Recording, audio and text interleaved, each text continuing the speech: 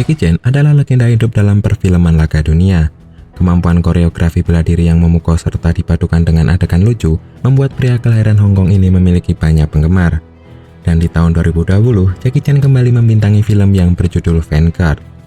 Di film ini, ia berperan sebagai pemimpin Vanguard, yaitu sebuah perusahaan keamanan swasta internasional yang menyediakan jasa perlindungan bagi para kliennya.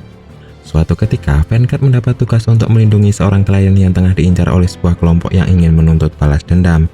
Kejar-kejaran menggunakan mobil ataupun penggunaan alat-alat canggih dalam pertempuran menjadikan aksi di film ini semakin menegangkan. Untuk tahu keseruan lengkapnya, mari kita langsung saja masuk ke narasi alur cerita filmnya. Dan halo YouTube, selamat datang di channel Narasinema.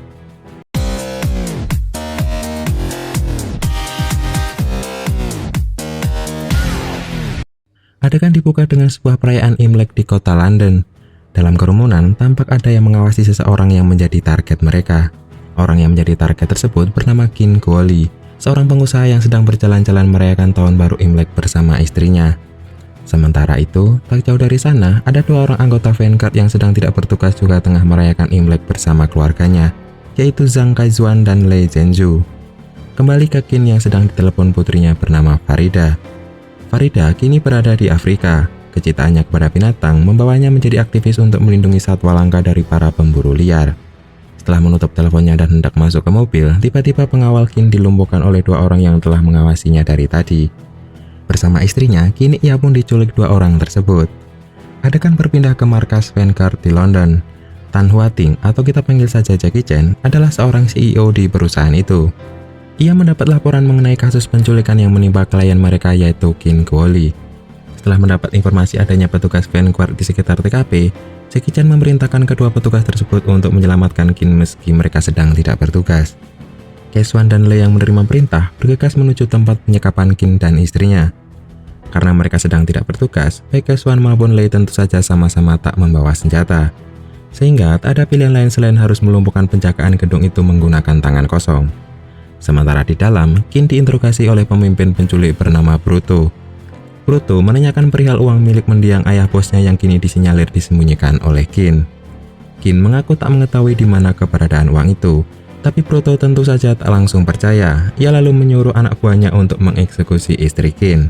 Akhirnya Qin mengaku bahwa ialah yang menyimpan uang itu.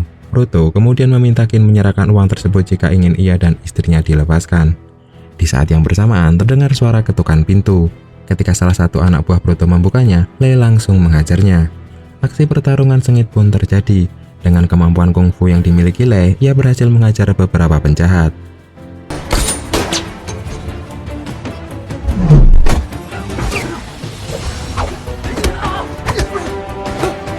Sementara Kaizuan berinisiatif menyelamatkan istri Qin meskipun dengan keahlian bela diri yang seadanya. Lei tak sengaja menjatuhkan rencananya, sehingga kini Bruto tahu bahwa mereka berdua adalah anggota Vanguard.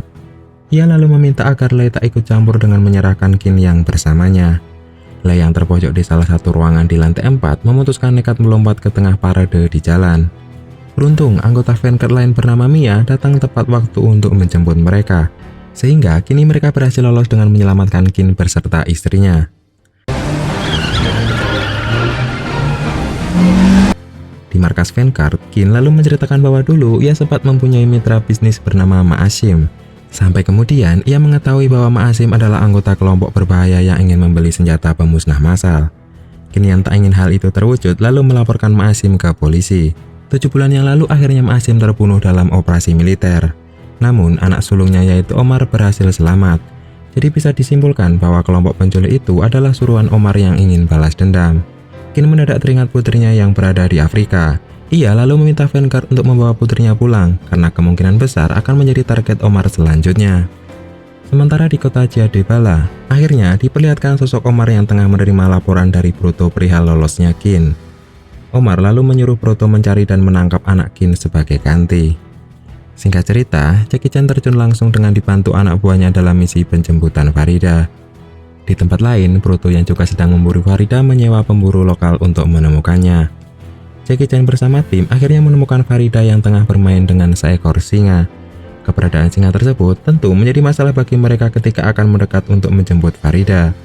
Tak berselang lama, kelompok Bruto juga tiba di sana. Pertempuran menggunakan senjata pun tak terhindarkan.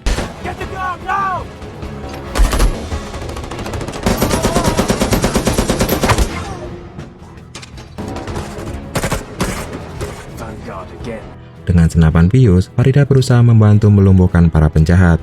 Sayang, tembakannya meleset dan justru mengenai lengan Lei. Singa teman bermain Farida muncul kembali di tengah-tengah pertarungan itu dan membuat semua orang menjadi panik. Kesempatan itu pun dipakai Jackie Chan dan timnya untuk melarikan diri, sementara Farida berpencar dengan membawa Lei yang mulai lemah akibat reaksi obat bius.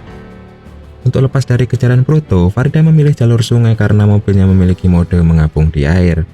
Lei kemudian menanyakan jenis obat bius yang Farida gunakan untuk menembaknya. Ia langsung pingsan setelah mendengar ternyata itu adalah obat bius untuk gajah. Sadar terpisah dengan Lei ataupun Farida, Jackie Chan menghubungi markas pusat untuk melacak keberadaan mereka. Lokasi mereka ditemukan 20 km di dalam hutan yang tidak memungkinkan untuk ditempuh menggunakan mobil. Dan dengan ditemani Mia, Jackie Chan berjalan kaki untuk menuju lokasi tersebut. Sementara itu, Farida membawa Lei yang tak sadarkan diri untuk singgah ke sebuah tempat observatorium unggas. Lei terbangun keesokan paginya. Ketika ia sedang mengamati berbagai macam hewan di hutan itu, tiba-tiba ia melihat gerombolan anak buah Proto mendekat. Bersama Farida, ia lalu bergegas pergi dari sana. Jackie Chan dan Mia yang juga sudah tiba di lokasi mengajar para penjahat itu satu persatu. Sebelum kemudian bergabung bersama Lei untuk mengawal Farida kabur menggunakan mobilnya. Laki-laki Farida menceburkan mobilnya ke sungai untuk menghindari kejaran. Tanpa diduga, Proto bersama anak buahnya yang lain muncul di hadapan mereka dengan membawa jet ski. Nampaknya kali ini Proto sudah mengantisipasi rute sungai yang bakal dipilih Farida. Kini mereka berempat telah terkepung. Jackie Chan dan dua anak buahnya harus berjibaku dalam melawan para penjahat yang mencoba mengambil Farida. Sementara itu, aliran sungai yang makin deras dan curam menjadi tantangan tersendiri dalam menjaga keseimbangan. Proto berhasil menarik Farida sehingga memaksa Lei mengejar dengan melompat ke speedboatnya. Duel antara Lei dan Proto pun terjadi. Sayang, Lei harus pingsan ketika pelipisnya dihantam kunci besi oleh Proto. Sementara Mia juga tercebur ke sungai sehingga tak bisa menolong Lei. Jackie Chan berusaha menyelamatkan Mia yang hanyut dan kini sudah berada di bibir air terjun. Sehingga mau tak mau ia harus melepaskan Proto yang kabur dengan membawa Farida dan Lei yang tak sadarkan diri.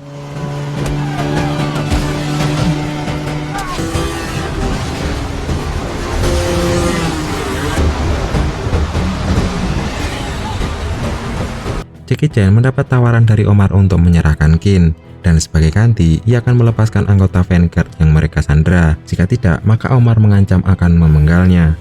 Qin kemudian rela menyerahkan diri ke Omar mengingat nyawa putrinya juga sedang dipertaruhkan.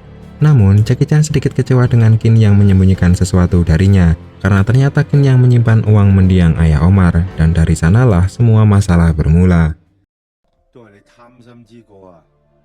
Ia lalu menyusun rencana operasi pembebasan Lei dan Farida dengan melibatkan banyak pasukan Vanguard.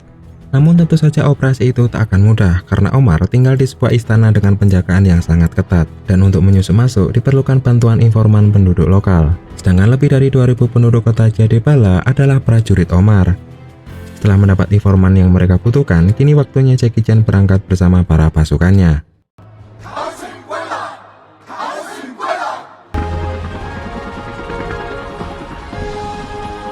Sesampainya di Jadebala, mereka menuju rumah informan yang bernama Abati.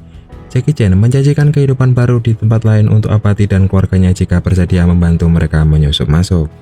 Untuk memantau situasi di dalam istana Omar, mereka menerbangkan robot burung maupun lebah yang disertai kamera pengawas.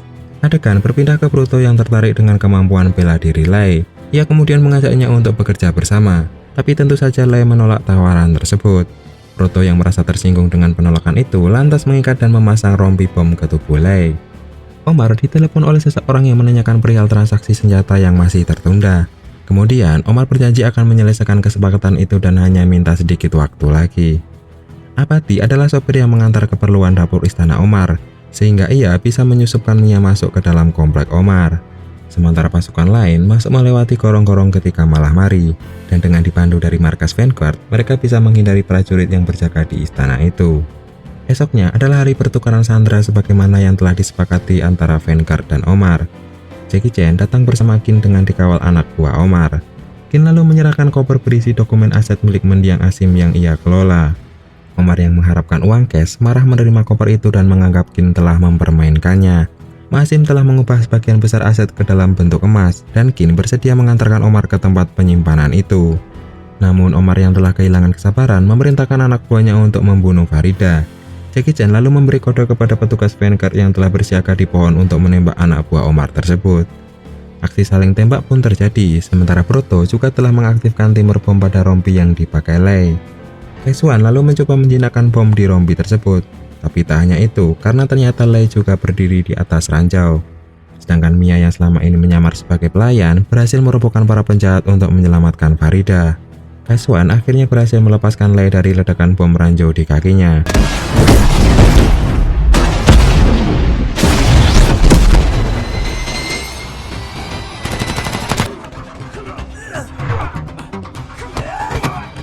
Sesuai rencana, mereka hendak melarikan diri menggunakan mobil yang telah disiapkan oleh Abati. Rencana itu harus tertahan oleh para prajurit Omar yang terus menembaki mereka dari segala arah. Naas, Kaisuan terjatuh akibat terkena tembakan di dadanya.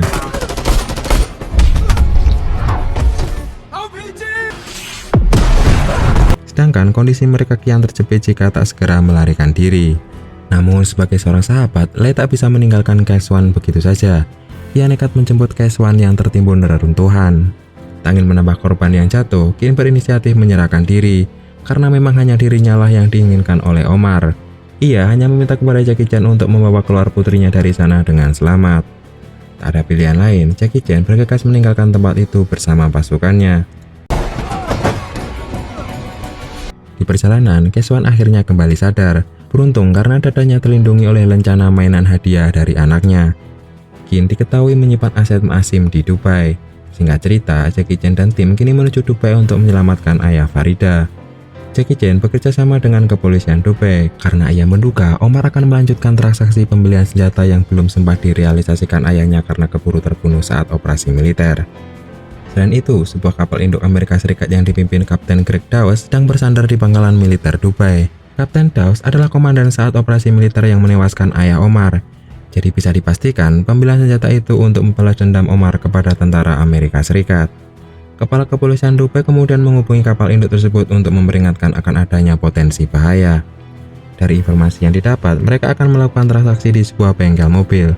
Bengkel itu ternyata adalah tempat penyimpanan mobil berlapis emas aset peninggalan Maasim. Pertemuan pun terjadi. Sesuai kesepakatan, harga senjata pemusnah massal itu senilai 200 juta dolar. Sementara harga satu unit mobil mewah berlapis emas itu adalah 100 juta dolar lebih. Si penjual senjata berhak membawa 2 unit mobil tersebut sebagai bentuk pembayaran. Setelah menanyakan cara mengoperasikannya, Omar langsung menargetkan sebuah kapal induk Amerika Serikat yang tengah bersandar. Tiba-tiba polisi dan tim SWAT datang menggerebek tempat tersebut, membuat Omar dan anak buahnya kabur menggunakan semua mobil mewah di sana. Sementara itu, di sebuah kapal di lepas pantai, terdapat drone siap terbang dengan membawa misil untuk ditembakkan ke kapal induk Amerika. Itulah bentuk senjata pemusnah massal yang dibeli Omar. Namun, para awak kapal induk yang telah siaga bisa menangkis setiap misil yang meluncur ke kapal mereka. Dan dengan menggunakan pesawat tempur, tentara Amerika berhasil menghancurkan drone tersebut.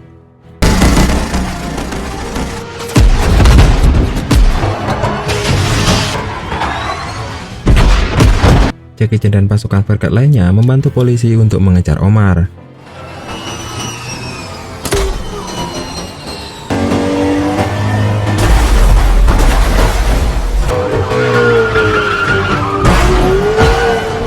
Kini semua rute pelariannya telah diblokade polisi, sehingga ia terpojok dan membelokkan mobilnya ke pusat perbelanjaan.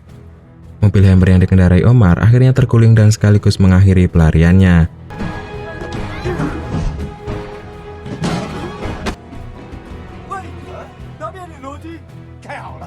Lei kembali harus berduel melawan Proto, sementara Jackie Chan berhasil mencampurkan Omar ke dalam akuarium raksasa. Tak berselang lama polisi pun tiba dan mengamankan Omar beserta anak buahnya. Film kemudian ditutup dengan Jackie Chan beserta para pasukannya yang merayakan tahun baru Imlek di depan gedung Burj Khalifa dengan dimeriahkan pertunjukan kembang api. Meskipun minimnya scene yang menampilkan Jackie Chan dalam film ini, tapi cukup untuk mengobati kerinduan para penggemarnya. Hal yang paling mengganggu dalam film ini, menurut saya adalah penggunaan visual efeknya yang terbilang masih cukup kasar. Baik, segitu saja saya dalam menarasikan alur cerita film Vanguard. Jangan lupa subscribe dan aktifkan lonceng agar tak ketinggalan video baru alur cerita film lainnya. Semoga terhibur dan sampai jumpa.